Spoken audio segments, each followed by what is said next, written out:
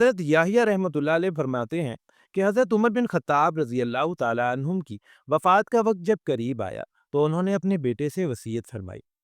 مفہوم ہے کہ اے میرے بیٹے، جب مجھے موت آنے لگے تو میرے جسم کو دائیں پہلو یعنی دائیں طرف موڑ دینا، اور پھر اپنے دونوں گھٹنے میری کمر کے ساتھ لگا دینا، پھر اپنا دایاں ہاتھ میری پیشانی پر اور بایاں ہاتھ میری ٹھوڈی پر رکھ لینا، پھر جب میری روح نکل جائے تو میری آنکھوں کو بند کر دینا، اس کے بعد مجھے کفن درمیانے قسم کا دینا، کیونکہ اگر مجھے اللہ کی طرف سے خیر ملنے والی ہوئی تو پھر مجھے اس سے بھی زیادہ اچھا کفن عطا کر دیا جائے گا، لیکن اگر معاملہ اس کے الٹ ہوا، یعنی اگر اللہ کی طرف سے خیر نہ ملی تو مجھ سے یہ کفن بھی چھین لیا جائے گا۔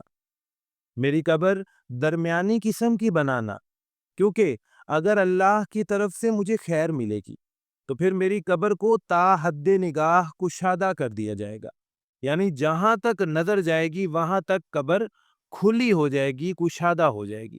لیکن اگر معاملہ اس کے برعکس ہوا تو میری قبر اتنی تنگ کر دی جائے گی کہ میری پسلیاں ایک دوسرے میں دھس جائیں گی۔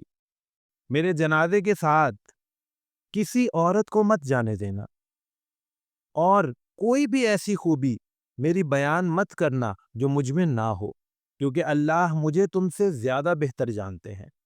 جب میرا جنازہ لے کر چلو تو تیز چلنا، کیونکہ اگر تو مجھے اللہ کی طرف سے خیر ملنے والی ہے تو تم مجھے خیر کی طرف لے کر جا رہے ہوگے، لیکن اگر معاملہ ایسا نہیں ہوگا تو تم شر کو اپنے کندھوں پر اٹھائے ہوگے، تو اسے جلدی اتار دینا۔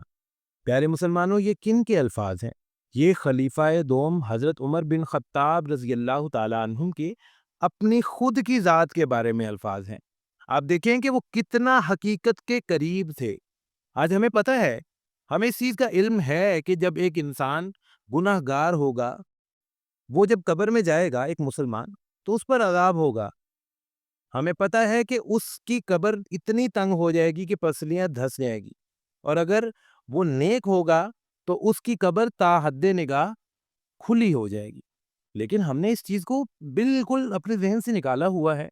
ہم نے یہ چیز سوچ لی ہے کہ بھائی ہم نے نہیں مرنا، لیکن آپ دیکھیں کہ وہ اتنے اونچے مقام پر فائز ہونے کے باوجود حضرت عمر بن خطاب رضی اللہ تعالیٰ عنہ وہ صحابی ہیں کہ جن کے دور میں اسلام پر سب سے اچھا دور گزرا ہے مالی لحاظ سے۔